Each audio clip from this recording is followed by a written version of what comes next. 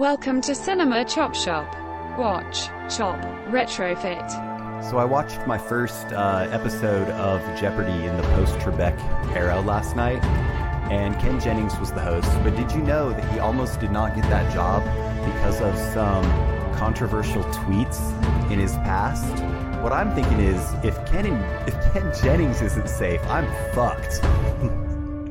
Not Probably. necessarily because of my Twitter, but because of certain recorded things that I've said over the past 3 years that you're not supposed to say if you ever plan on running for public office or anything.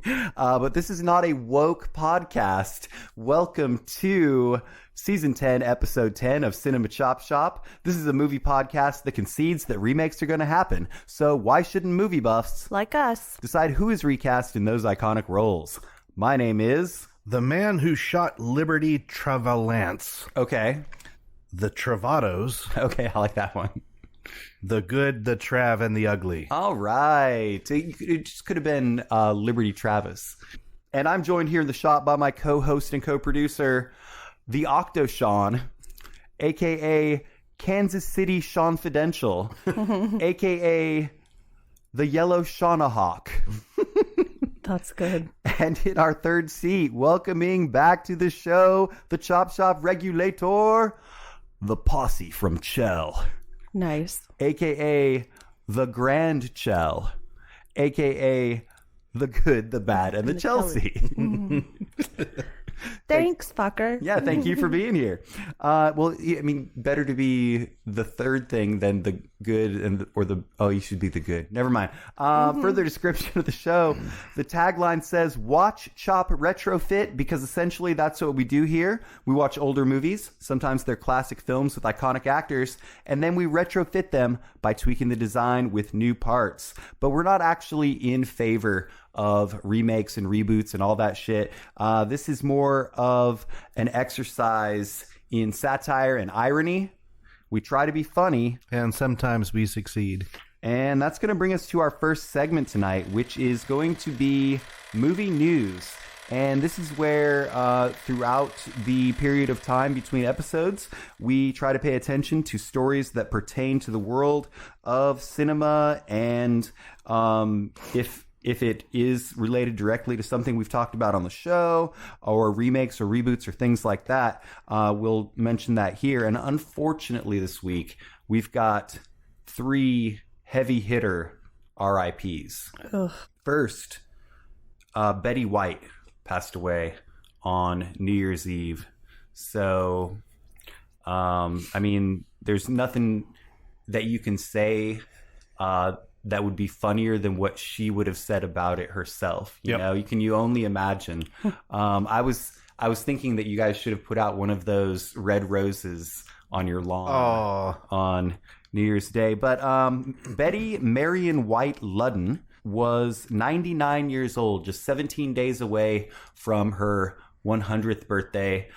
She was obviously best known for her role on the Golden Girls, but she was a player in Hollywood for like 70 years. She was early in the role of a woman, both in front of and behind the camera. And in fact, she was the first woman to produce her own sitcom, which was pretty groundbreaking for the time. So once again, rest in peace and rest in power to Betty White. And then, as of this recording, just yesterday, Peter Bogdanovich died. Peter Bogdanovich was the director of, his best-known works would be The Last Picture Show, which I think, Chelsea, you saw that pretty recently, right? I Just did. this past year. And then also Paper Moon, Yep. which I saw for the first time this past year. He also started out as a film critic, and he was influenced by Orson Welles. And then Roger Corman gave him his first big break, like he did with a lot of people. Yeah. And then he himself influenced people like Quentin Tarantino. And so they had a thing on NPR this morning. They said he was a direct line from Orson Welles to Quentin Tarantino. Okay. Which is kind of a nice tribute, I thought. But rest in peace and rest in power to Peter Bogdanovich. And then just today, as of this recording, Sidney Poitier the great Sidney Poitier. He was an amazing actor, a groundbreaking actor. He was the first black actor to receive the Best Actor Academy Award. Also directed a few big films, as we've discussed here on the show. He passed away today at the age of 94, I believe. Is that correct? 94 years old.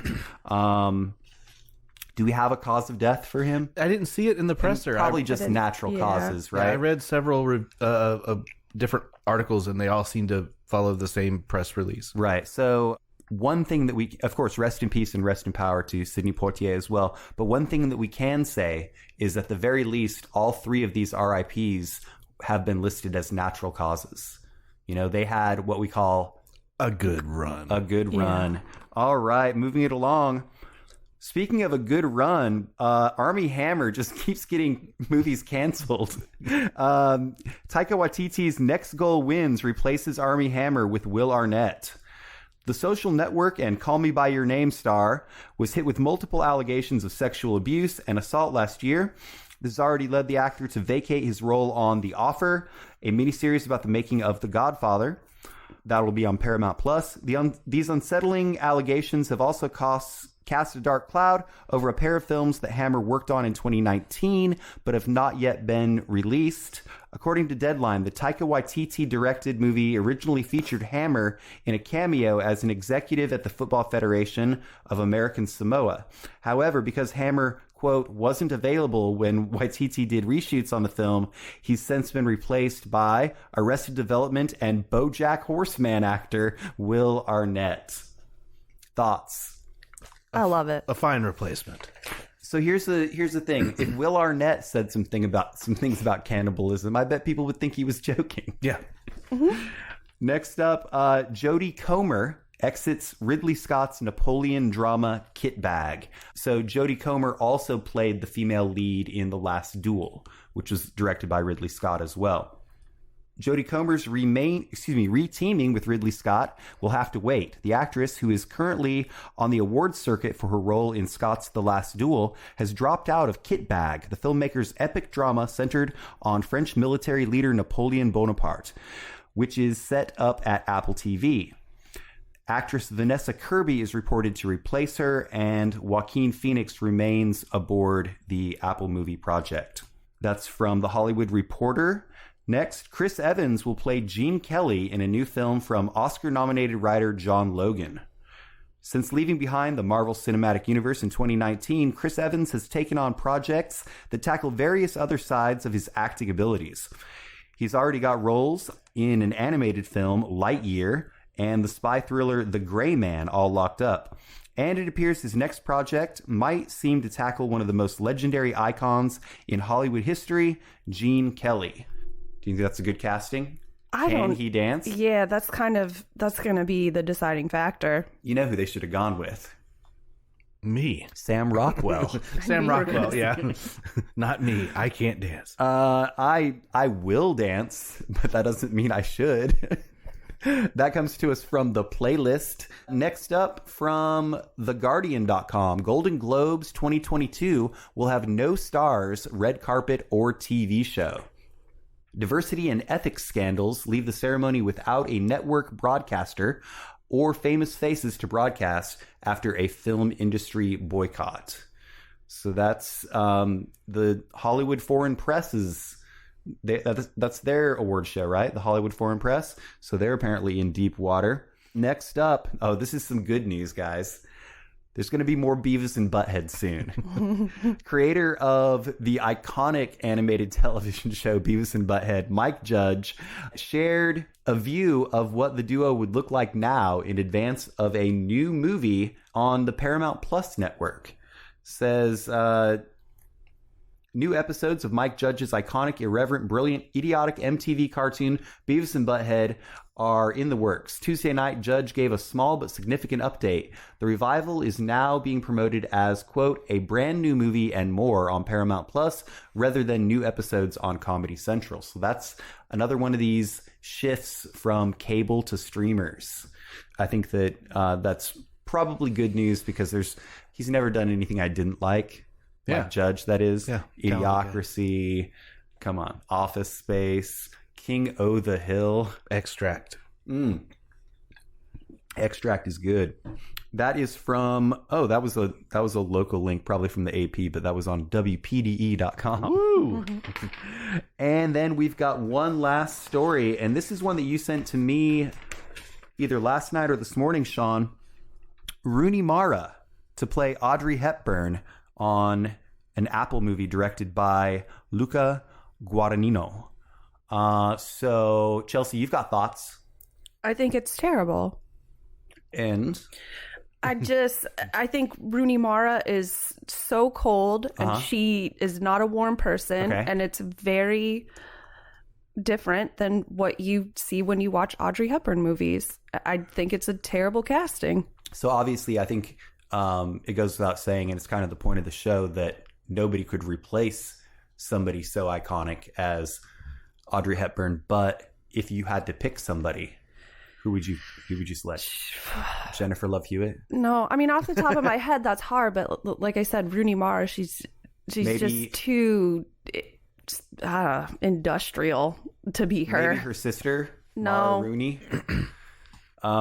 Mickey Rooney, the late Mickey Rooney. I thought that I didn't know you felt so strongly about it, but I think I said good choice. Yeah, you did. Whenever you said that. Gross. But Sean, you also mentioned that there seems to be a lot of biopics either recently released or in the works. Yeah, exactly. Which I'm for. I like it. It remains to be seen. All right, that is going to finish us up on movie news for this week. And do you guys hear a phone ringing? That must mean it's time for the Department of Corrections Department with Chief Corrections Officer Dana.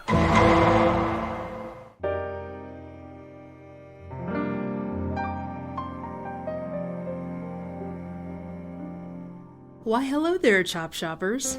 I didn't think I'd have much to say this week since movie opinions are subjective, but I managed to scrounge up a few items. Nobody and John Wick were both written by Derek Kolstad, who said there's some potential for some crossover. I'm not sure how that'll work, though, since they were made by different studios. Regarding the marble game with tracks, Travis, are you thinking of a Gravitrax or a Kugelbahn? You should look that shit up on YouTube. That's some good ASMR right there. A classic horror story is Italian. The Mitchells vs. the Machine was directed by Michael Rianda, who is a fella. Psycho Gorman was first shown at Beyond Fest in October 2020, but its theatrical release wasn't until January 22nd, 2021. Feliz Año Nuevo! All right, thank you, Dana, for that, and Happy New Year to you as well. And that will close the doors on the Department of Corrections Department for this week, bringing us to the theme of the episode, born on the date that this will go kerplunk, January 9th, 1925. The films of Lee Van Cleef.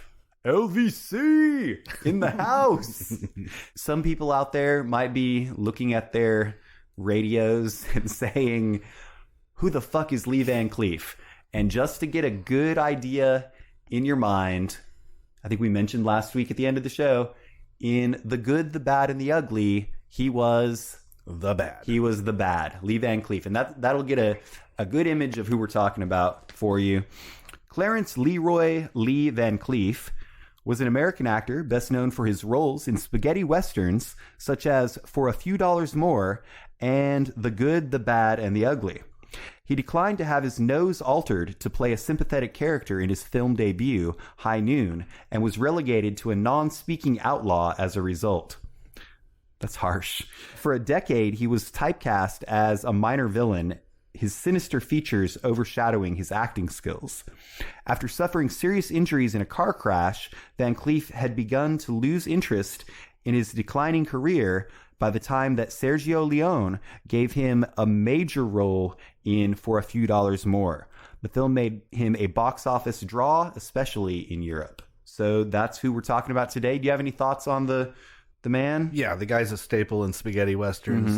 He did a ton of them. The steely eyes, the high cheekbones. I think his face is beautiful. I think so too. I think it reminds me of one of our friends, Mr. Bridgman. Oh, really? Yeah, I think he shares Interesting. some similar facial features. I was going to say Yul Brenner, one of our friends, Yul Brenner. Yul Brenner. And then, of course, his daughter went on to pursue a career in pornography. Nuh-uh. Yeah, under the... Lee Van Cleef? Yeah, there you go. Yes. That's disgusting. You said it, not me. That's true. So many times this week I accidentally typed Van Fleet instead of Van Cleef. Like Joaquin Phoenix has that Cleef palette. So that's who we're talking about today. And I think that moves us right along to our next segment, which is the Midnight Double Feature. And this is where we go around the panel and we each talk about 2 pre-selected films that we feel would make a decent double feature and have to do with our topic at hand. And Chelsea, it's your turn to go first with your double feature. What do you got? So both of my movies are from the 50s, 1955 and 1956. First one is I Covered the Underworld. So it's like a journalism documentary? Yeah, exactly. Is it? I have no idea. I didn't watch these. Just wait. Okay. And the other one is called Tribute to a Bad Man. Now, I did not have time. It's a eulogy for your stepfather.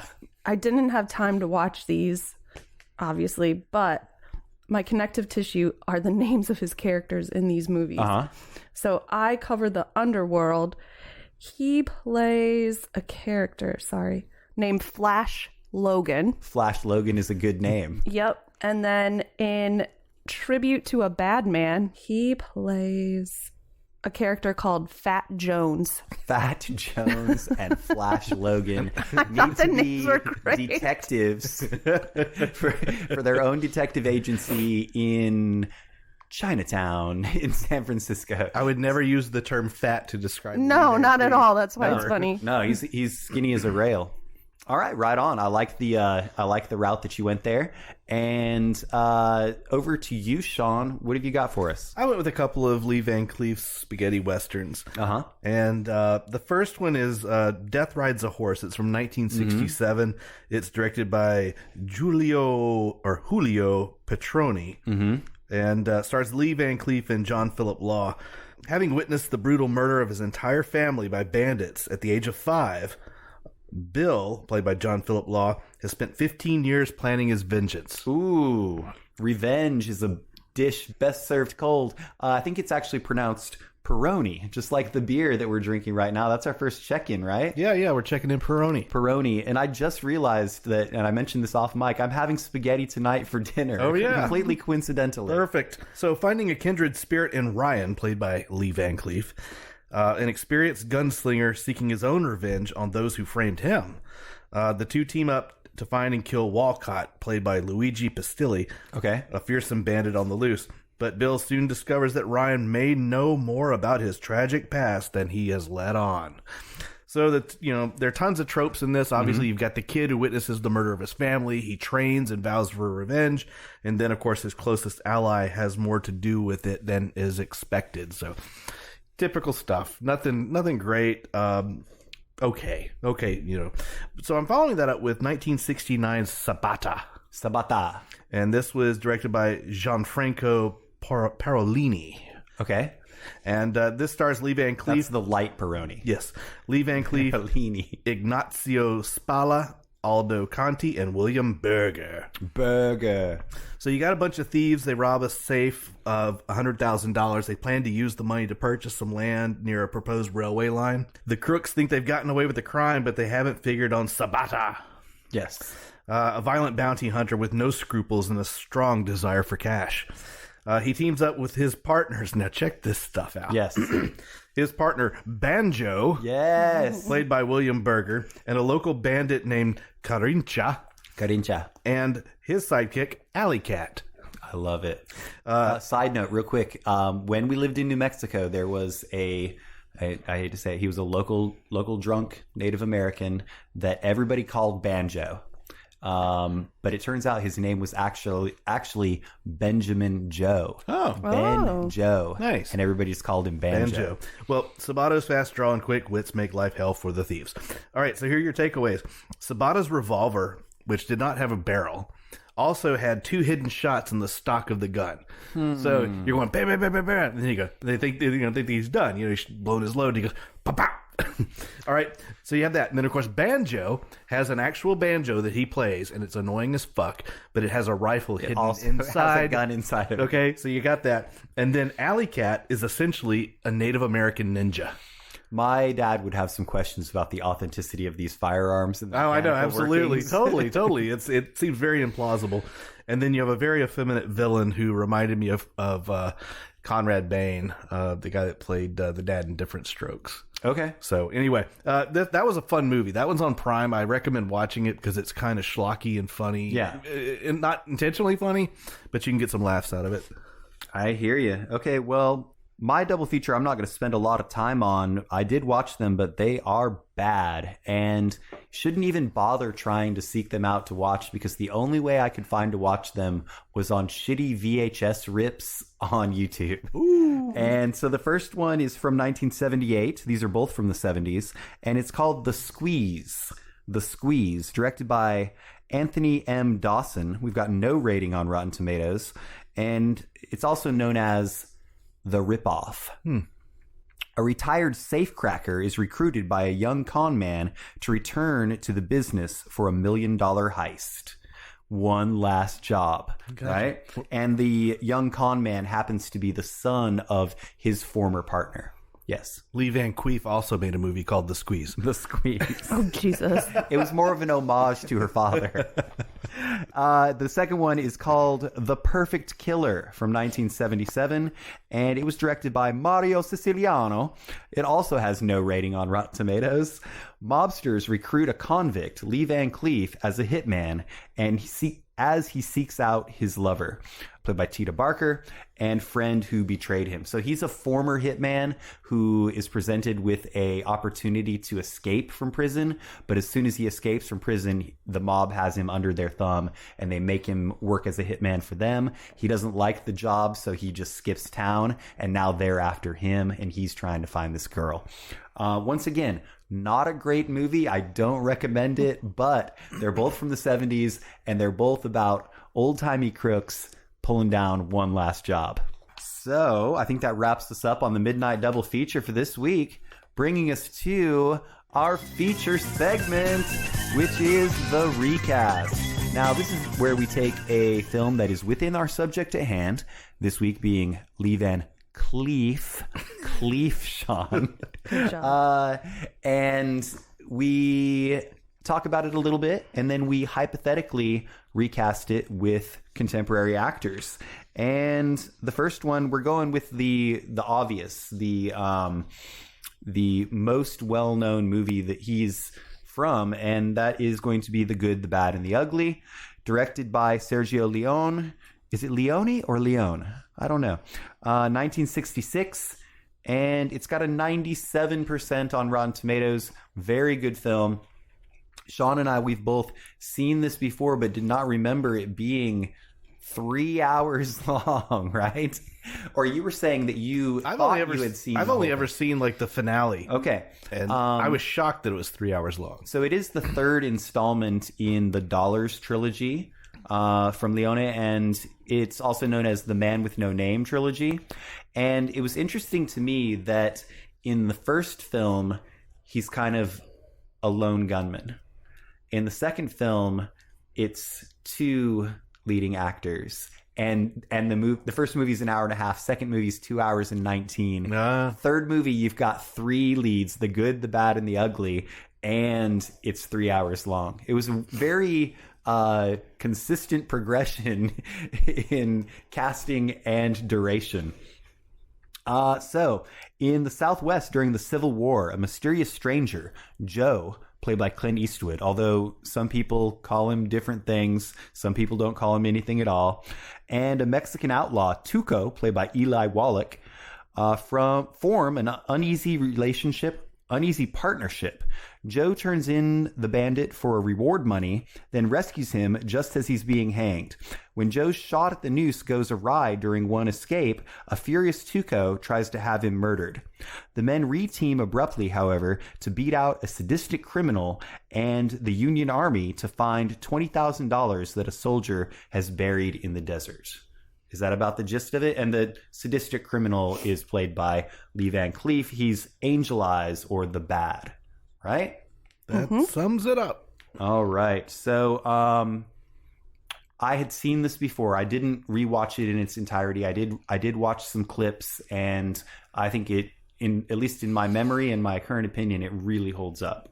I like this movie a lot, despite the length. I think it's Eli Wallach's movie. 100%. You're saying that. This is Tuco's movie. He has he's the only character that has depth and development. Clint Eastwood's character and Lee Van Cleef's characters, as I said in my review, could easily be played by cardboard cutouts. I think there might be 7 lines of dialogue between the two of them. I mean, there's really not a lot there. Yeah. Well, the Clint Eastwood character throughout all 3 of these has very little dialogue, but Lee Van Cleef throughout his career has very little dialogue. Yeah, exactly. I mean, that's part of the archetype and the stereotype of the, don't say a lot and just tough guy, just kick ass. Yeah, exactly. So I really was drawn towards Tuco's character just because there was more there to get into. Right on. Chelsea, any thoughts before we get into recasting? I really liked it. Yeah? I'd never seen it before until this That week. was your first spaghetti western, right? No. Oh, sorry. All right, the roles that we're going to recast. First, we've got the Good, played by Clint Eastwood. He was 36 at the time. And then we've got the Bad, played by Lee Van Cleef. He was 41. And then the Ugly, Tuco, played by Eli Wallach, who was 51 at the time. And Chelsea, who was your pick for the Good? I mean, this is just low-hanging fruit. I'm so sorry. He was in Suicide Squad, one of the Fast and the Furious, Pacific Rim. I went with Scott Eastwood. Who was he in Suicide Squad? I don't know. He's just up here, something. Oh, not the Suicide No, Squad. Suicide Squad. Nobody remembers that. Yeah, shit. nobody does. Exactly. All right, nice job. Over to you, Sean. I went with an actor who's a little bit older, but is pretty badass. He was in the Power Rangers movie. He was in The Lincoln Lawyer, and he was in Why Him. I went with Bryan Cranston. You went with Bryan Cranston? I did. Interesting. All right. Well, I think all of my 3 picks are consistent age-wise. 36 now. He's in... I don't know how I found this guy. He's in A Very Country Christmas, Cross Country Christmas, and A Very Country Wedding. His name is Grayston Holt. Grayston Holt. Okay. Is going to be the Good. And he's just kind of like brooding and standing there. And he doesn't have to say much. Yeah, it doesn't have to say much. Oh, it's not this one. It's one of the earlier ones, A Fistful of Dollars. I think I said I never realized how directly Back to the Future 3 was parodying the climax of this movie. All right, next we've got The Bad, played by Lee Van Cleef. He was 41 at the time. Chelsea, what are you thinking for this? So I love his face. I love his face so much. It's so interesting. It's so pretty. And this actor came to mind immediately just because I also love his face. It's really interesting. It's kind of odd. And I'm going to screw up his last name. I'm sorry. You would know him from Criminal Minds. I went with Matthew Gray. Gubler? Oh, Matthew Gray. Goobler. Yeah, that's a tough one. That's a tough one. I think anybody would have trouble with that. He just has a Goobler. really interesting face, Yeah, too. no, he does. That's interesting. And he is kind of lanky. Like, Yes, they're Van Cleef. similar body types. Interesting. Okay. Right on. Over to you, Sean. So I think that the good and the bad are 2 sides of the same coin. Oh, like Tommy Lee Jones in Batman Forever? No, but there's not a lot separating the 2 of them. So my actor, he was in Godzilla. He was in Isle of Dogs. I love dogs. And he was in Argo. Argo, fuck yourself. I went with Bryan Cranston. You went... Whoa, dude. Whoa. Meta. I want to see him playing both of the roles because I think it would be cool. But one of them he plays a la Breaking Bad, and one of them he plays a la Malcolm in the Middle. What? Come on. Well, the thought did cross my mind about how Breaking Bad, he was the good guy and turned into the bad guy. And I think that is where I kind of drew my inspiration And from. obviously, in Malcolm in the Middle, he started out as a sadistic villain and then turned into a loving father. All right, my pick for the bad. Speaking of sitcoms, this guy is 41 now. He's in Handy Manny. He's on NCIS. He's in the movie as a voice actor in Encanto, which I have yet to see. And he was Fez on that 70s show. His name is Wilmer Valderrama. Nice. Wilmer Valderrama is going to be my Lee Van Cleef in The Good, the Bad, and the Ugly. Speaking of ugly, we got one more role. It's Tuco. And I just heard today, maybe speaking of Breaking Bad, was there a character on Breaking Bad named Tuco? Yes. And is it a direct reference to this? I don't think so. He was just one of the early drug just criminals. a Hispanic name, Travis. Yeah, I think he was just one of the early drug criminals. Okay. And so he was played by Eli Wallach, who, surprising to me, was the oldest of the three. He was 51 at the time. And Chelsea, what have you got for this one? So I agree with Sean that this character obviously had depth and, more development. But there was also just something about him that made my heart and soul so happy. It was like being at Disneyland, kind of. I don't know. It was like a Geppetto moment? Ew, no, it wasn't fucking gross. Oh, sorry. Is Geppetto gross? Oh, okay. I got you. Go ahead. So you were at Disneyland and... So I picked an actor that made me feel the same way. You'd know him from The Office. He plays Kevin. I'm not even going to attempt to say this last name. Really? Baumgartner. Thank you. Brian. Brian I can't Baumgartner. Do it. But Kevin. But he's going to spill chili all over the desert. All right. That's good. That's a good pick. I like how you went with a humorous one because I'm kind of doing the same thing with my last one as well. But Sean, who have you got for us? All right, taking my cue from the actual casting of the movie, I went with a non-Latino actor. Mm-hmm. He is 50 years old now, and he has been in films such as Never Been Kissed, the Scream series, and Eight-Legged Freaks. I went with David Arquette. David Arquette. Dude, yes. Yeah, I can see it. I like that face value, Look at this.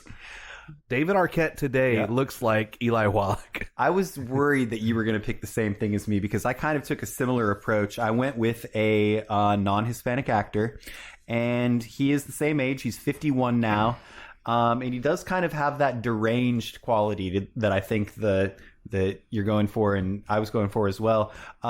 He is in Alvin and the Chipmunks. He was in Almost Famous, Mallrats. His name is Jason Lee. That's a good pick. Jason Lee I is like going to be that my too. Tuco. Yeah, I could see both of those guys pulling that off. For Oh, sure. not mine. But not Not yours, Chelsea's, Chelsea. though. I can see Baumgartner. That'd be great. I'm not that ugly. That's good. That is excellent. All right. So final thoughts on The Good, the Bad, and the Ugly. It's great. See it if you haven't. It's a great Yeah, movie. it's so good. If you feel like devoting some 6.5 hours of your life, watch all three. Watch the Dollars trilogy or the Man with No Name trilogy. I think that even though they are standalone, they have a through theme.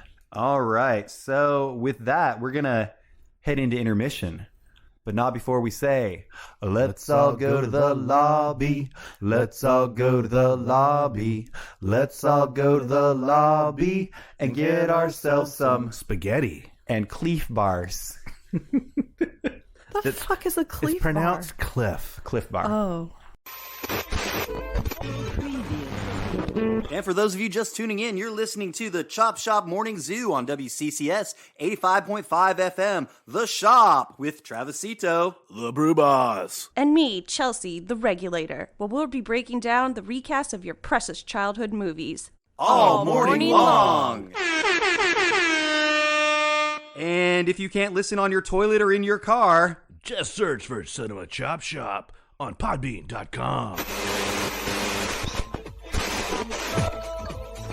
And it came to pass that the Lord Pod saith unto the chop shoppers to go forth, to rate, to review, and to subscribe to Cinema Chop Shop on all of your social media and your podcaster apps. Now it's about time for the holy sacrament of a beer check-in. You too can follow the path to Cinema Chop Shop on Untapped. That's UNTAPPD. Everyone, hallelujah! Praise Jesus! Amen.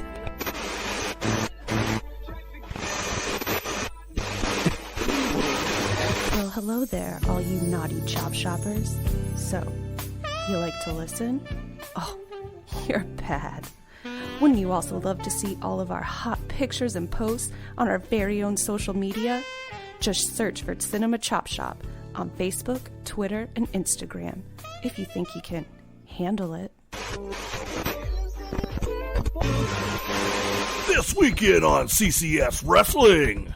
Woo! If you miss this event, you suck! Woo! It'll be the ultimate recasting extravaganza you have ever seen between the challenger Trontastic Ron! I'm gonna rip his face off! Woo! and the defending champ. Little Thanos, you ain't got nothing, brother. I can't stop saying woo! It's an actual medical condition. So if you've got a problem with that, we'll see you in Gmail, where you can send us comments, corrections, concerns, and complaints. That's cinemachopshop@gmail.com.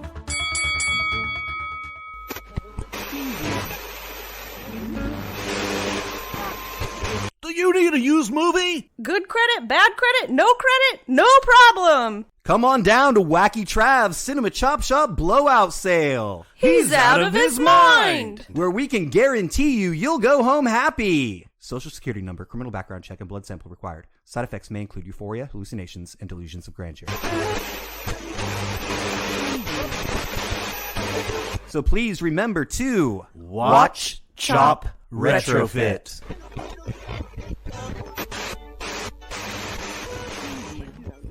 And we are back. Thank you, Chop Shoppers, for bearing with us during intermission. Sean just had to ice the yard.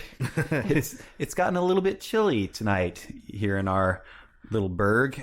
We have had very erratic weather lately, wouldn't you say? Oh, yeah. Oh, it was definitely. boiling hot last A week. couple days ago, we got up to 80. Tonight, it's going to get down into the 20s. So enjoy that.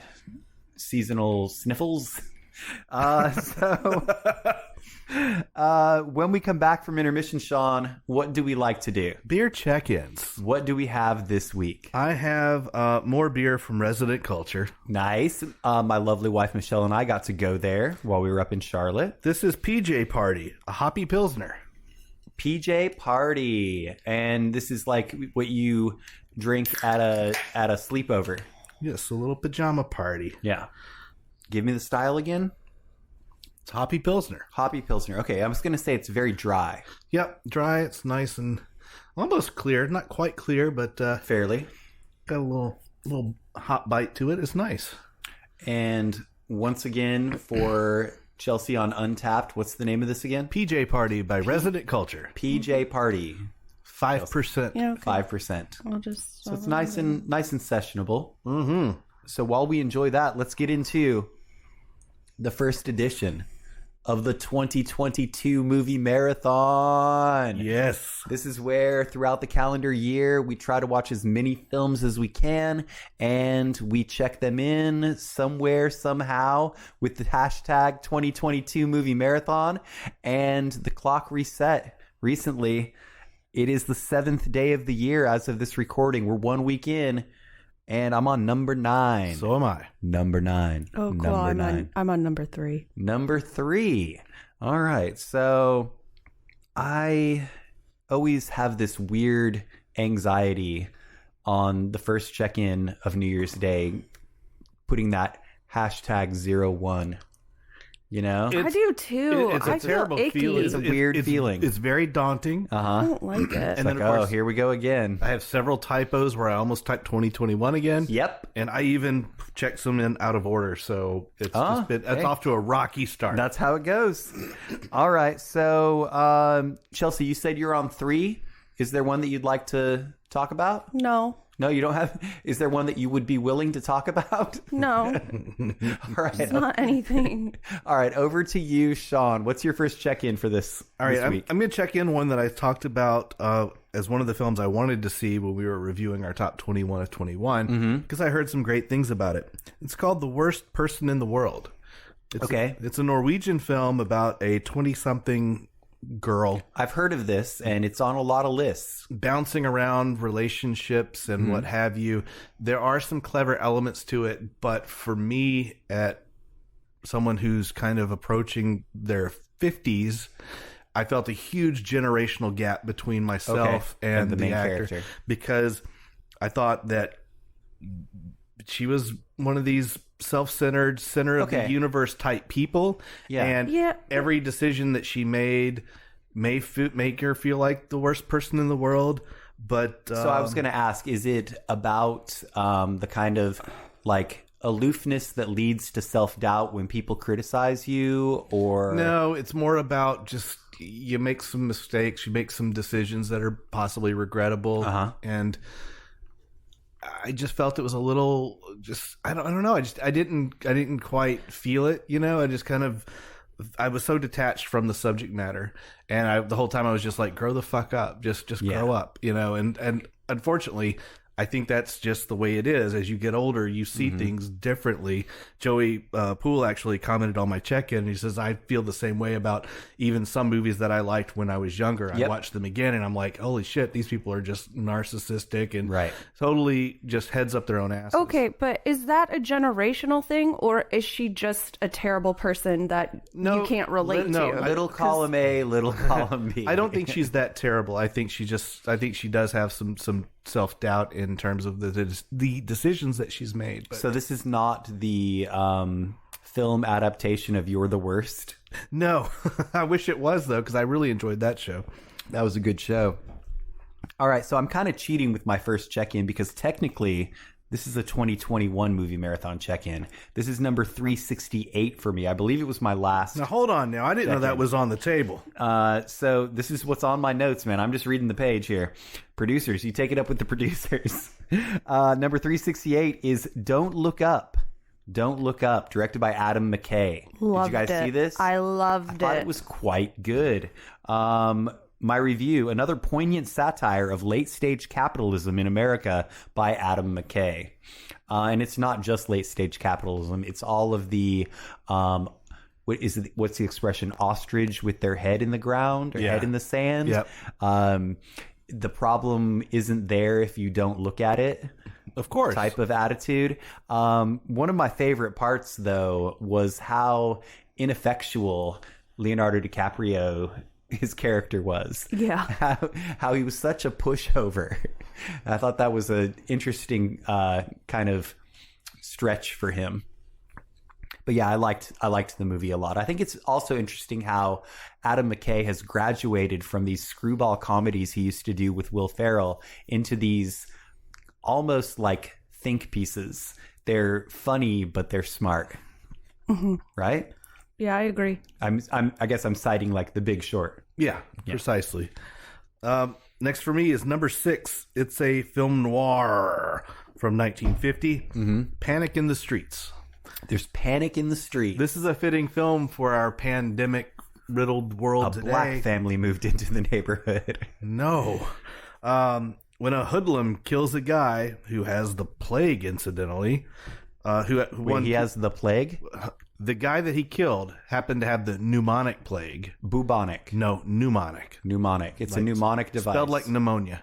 Oh. He had won too much money in the card game, and he shot and killed him. The dominoes start to fall as an army doctor races to inoculate the killers and their associates.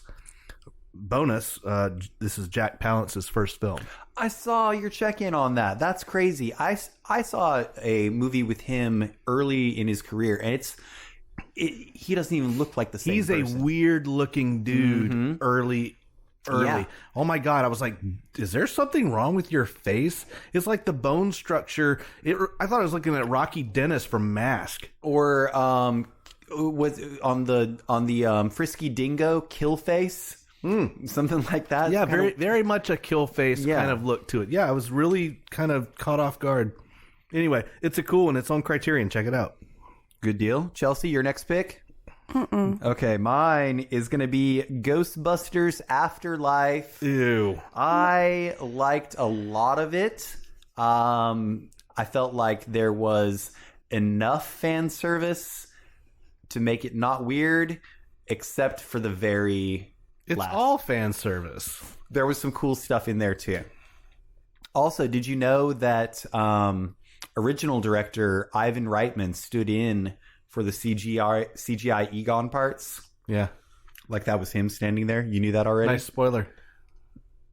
Oh, shit. I think that it's pretty well known, like if you even look at the cast, right? Ghostbusters Afterlife, first check-in of the new year. Plenty of references to the OG films, but with enough new content as well. Did you guys like Muncher or Chomper? No? You guys didn't watch it? I'm scared to watch it because You love Ghostbusters? no, my son Holden loves this movie. Uh-huh. So I'm scared to watch it. Okay. And not like it. Yeah, because he loves this movie. So you know that the Ghostbusters movies aren't actually scary, right? Yeah, I'm aware. Okay, good. Next check-in for me. Yes. Number 8, another film noir. Mm-hmm. It's called Scandal Sheet. Scandal Sheet. Scandal Sheet. Is that like a tabloid? Yeah, like a tabloid, like a newspaper. See? A muckraking newspaper editor becomes the target of his ex-wife's blackmail. He kills her, then sweats it out as his sleuthing reporter circles ever closer to the truth. Donna Reed co-stars. This film had such good squirm factor. It's like they start the noose out super wide, and it just gradually gets tighter and tighter and tighter around the... Much like Lee Van Cleef's daughter's other film, Squirm Factor. God. Squirm Factor. I thought it was Jesus Squirt Factor. Christ. All right, No. anyway. That was it. That's mine so far for the week. All right, my number 2 for 2022 is a 2021 film. It is Being the Ricardos. Being the Ricardos, I believe it's on Amazon Prime. This is the Lucille Ball and Desi Arnaz story about the week in which they had a couple of obstacles to overcome. One dealing with politics and one dealing with their family life. I heard a lot of different mixed emotions about the casting on this. And I said that I thought that both leads were well cast. Kidman more for face value and Bardem more for personality. And I also said that J.K. Simmons as William Frawley, a.k.a. Fred Mertz, stole the show for me. Like, he was great in this movie. Now, did you grow up watching a lot of I Love Lucy? I watched a lot of reruns, mostly at my grandma's house. Obviously, I know the Touchstone references, but I've seen more episodes than that. Okay. Yeah. Yeah. What did you think? I have not seen it, but Chief Corrections Officer Dana may have a differing opinion. Okay, that's fine. By the way, we've got one more beer to check in before we move along. Okay. This one's also from Resident Culture. It's called Casual Continuum. It's an IPA. It's a hazy IPA hopped heavily with Nelson Sauvin, Citra, and Mosaic. You like that, Zake? Sipping on that, Zake. So that is going to wrap us up on the 2022 marathon for this week, right? Mm-hmm. And that will bring us into the second part of our feature segment, which is The Recast Continued, Part 2. And the second movie, I think it's safe to say it's an inferior film. You think? Yeah, maybe just a little bit inferior. It's called The Octagon. And this is actually a documentary about how the Octomom's husband left her after she had 8 children. Oh my God. She was also in an adult film, by the way. The Octomom. That was the name of the film. This is from 1980, just like me. Directed by Eric Carson. We've got a 33% on Rotten Tomatoes. That's way too fucking high. Generous. It's generous, isn't it? Scott James, played by Chuck Norris, a veteran martial artist expert, is recruited as the protector of the wealthy and beautiful Justine, played by Karen Carlson, after she becomes the target of a ninja clan. That's clan with a C, guys. Clan with a C. When Scott finds out that his ruthless arch nemesis, McCarn, played by Lee Van Cleef, is involved with the stealthy and dangerous criminals. He is eager to settle old scores. Soon, Scott is facing off against McCarn and the entire ninja horde, that's with a D, horde with a D, in an effort to take them all down. Sean, flesh this out a little bit for us. Okay, this movie just reeks of like sweat and rec league weekend warriors. Yeah, it smells like a middle school locker room. Like half the time the ninja clan, stand down Proud Boys, looks like they're in a ninja training facility in the Far East. And then half the time it looks like they're in like the local rec center at your community, and they look like the Bundy boys from up in Oregon. Like they're trying to raise them. I don't like how you're disparaging my home state. Hey, it happened in Oregon, and they're just like, starting a militia. But the biggest takeaway for this movie is the ridiculous voiceover narration from Mr. Lone Wolf McQuaid himself. Lone Wolf McQuaid. That's his actual name. But it's just ridiculous. Like there's an echo on his VO, and it's echo. I can hear myself. Echo. It's really annoying and really stupid. And then of course there's a character who we're not recasting, AJ, who looks like a young Greg Kinnear. He really does. And sounds like him. A little bit, yeah. So is it possible that it was Greg Kinnear, and Greg Kinnear is a vampire? No, it's not. It's not possible. Okay, so the roles. We've got Scott James, played by Chuck Norris, who doesn't read books. He just looks at them until he gets the information he wants. He was 40 at the time. Then we've got Justine, played by Karen Carlson, who is 35. Then we've got McCarn, played by the great Lee Van Cleef, who was 55 at the time. Chelsea, who is your Scott James? All right, so I'm doing this as a parody because how the fuck else are you going to do this? So I cast Jared Kiso as Chuck Norris, but I want him to play the character Wayne from Letterkenny. Nice. Okay, yeah. Yeah, I can see it. He's going to just come in and kick ass and take care of business. And then have fucking weird inner monologues. I like it. Man, I need to watch more Letterkenny. New season's out. It's only 6 episodes. All right, over to you, Sean. What do you got? I went with an actor who is 41 years old. And I just kind of went straight down the line on my recasting. I wasn't going to try to do anything crazy, but I like Chelsea's idea of doing it as a spoof comedy. But my actor was in Children of Men, Pacific Rim, and Sons of Anarchy. I went with Charlie Hunnam. Charlie Hunnam. Okay, so he was just in, it's a Mel Gibson movie that just came out called Last Look. It's really flying under the radar. By the way, what do you think about that beer and the art? The art is amazing. It reminds me of Ralph Steadman once again.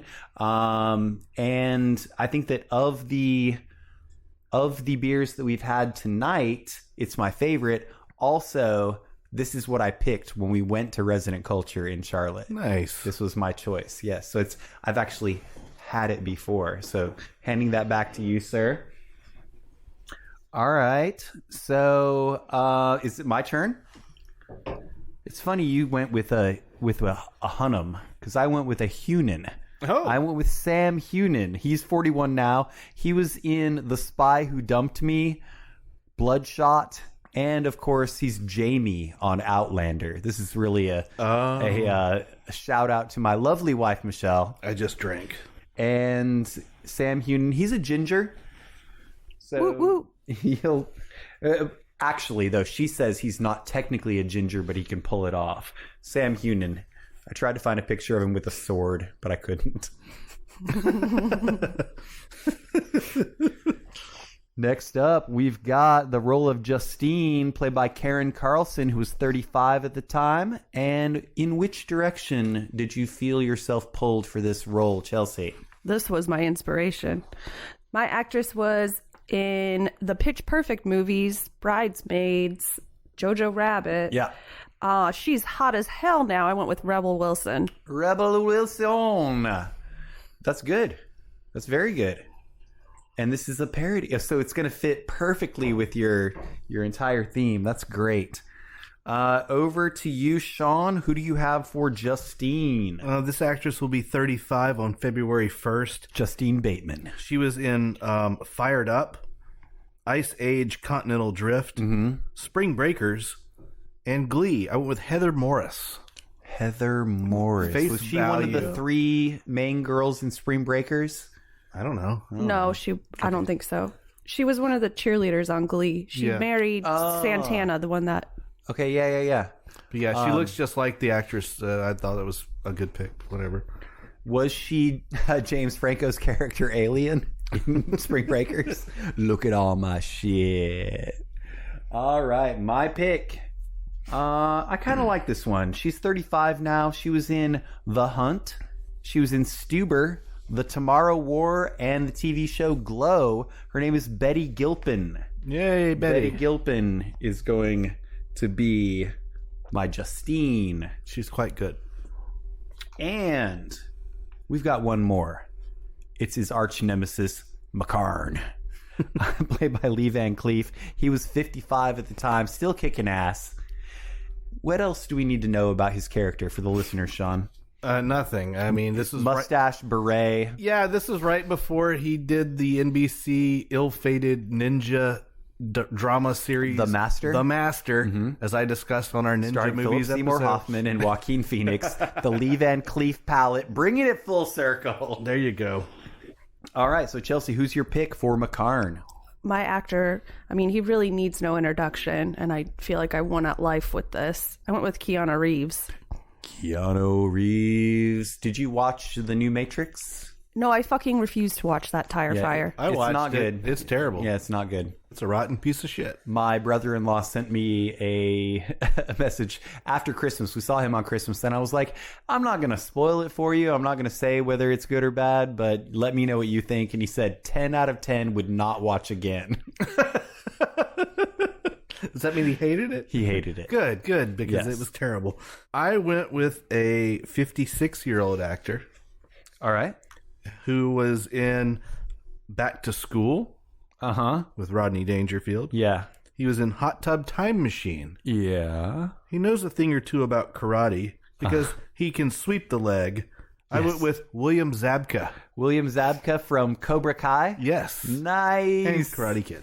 That's actually good, dude. Thanks, I'm man. impressed. I like that one. Well, wow, he's really 56? He's 56. That's crazy. So he must have been like 25 in the first Karate Kid. Something like that. I'm great at math. You're you terrible guys. at math. I'm really good at math. My pick is 55 now as well. He was in Black Swan, Jason Bourne, and Eastern Promises. His name is Vincent Cassel. Vincent Cassel. I'm not familiar with him. Yeah, you are. He's like a French actor, Vincent Cassel. He's in a lot of stuff. And I just think he kind of has that unique facial characteristics. Oh, it looks unique. Yeah. All right. So, unless you are doing the Chelsea treatment of making this a direct parody, then there's really not a lot to... There's no reason to seek this movie out. Yeah. There are other Lee Van Cleef movies. Oh, I do have one positive note about the film. On the poster, the O in Octagon is an octagon. Oh, that's clever. If they hadn't done that, then it would have been a kind of total obvious. failure. I can hear the pitch meeting. So what you see we've done here is we've made the O an octagon, which Do you get it? I don't even know if the filmmakers got it, why they even called it the Octagon. That even makes sense. It actually had nothing to do with the movie. Are you guys ready for a sweet bonus segment? Yes. We've got a battle royale between Lee Van Cleef, Lee Majors, and Lee Marvin. The Battle of the Lees. Yes. Oh my God. Jeez. You got Lee Marvin from 30 Dozen. Yep. Lee Majors, who was the $6 million man. And then you got Lee Van Cleef. Oh, man. Perennial badass. Perennial badass. At the height of their powers. I think I'm going Van Cleef because You're going Van Cleef. I love his beautiful face. I gotta go with the technology and go with Lee Majors. We have the technology. Exactly. We can rebuild him. Yeah. Then I'm going to go with Lee Marvin, and we will have everybody pick something A different. Mexican standoff. A Mexican standoff. Didn't we already establish that that's not what that means? Perfect. I love it. Battle of the Lees. And with that, we want to go ahead and wrap it up. I want to thank you, Chelsea, for doing your due diligence this week, doing all the things that you did, even with the short amount of time that we have had available. And anything you'd like to plug? Jackets, because it's fucking cold. It's cold. It's cold outside. And people in the Northeast and the Northwest. I don't give a shit. I grew up in Canada and South Dakota. And also, my co-host, my co-producer, the engineer of this very episode that you're listening to, Sean the Brew Boss. Anything you'd like to plug, sir? No, I have no plugs. He has no plugs. Do you know what next week's episode is? Action comedies. Action comedies. And I do have a sneak preview, question and answer for trivia. Here's your question. The General, starring Buster Keaton, is considered one of the earliest action comedies and one of the earliest movies. Right? The setting of Marietta, Georgia was actually a set constructed in what U.S. state? Florida. I'm going to give you a second guess. We've mentioned it twice on this show Oregon. tonight. Oregon is correct. Woo! Chelsea for the win. Yeah, they constructed that set in Oregon. So that's your sneak preview, question and answer for trivia this coming week, Wednesday night at Seminar Brewing. That's seminarbrewing.com. And we want to plug the podcast itself. Please rate, review, and subscribe to us on all of your podcatcher apps. The subscriptions are great. The ratings are great, but a review would be awesome. If you gave us an iTunes review, oh my goodness, I'll be your best friend. And also, you can find us online natively on podbean.com. We're Cinema Chop Shop on there. On Twitter, we are at Cinema Chop Shop. We're Cinema Chop Shop on Facebook. Our email is cinemachopshop@gmail.com. We are at Cinema Chop Shop on Instagram and Untapped. And then on YouTube, we are Cinema Chop Shop Podcast. Finally, we want to thank you, the listeners, the Chop Shoppers out there. Just a reminder, still get the vax, still get the booster. Otherwise, you should still be wearing that mask. And please remember to watch, chop, retrofit. And don't queef.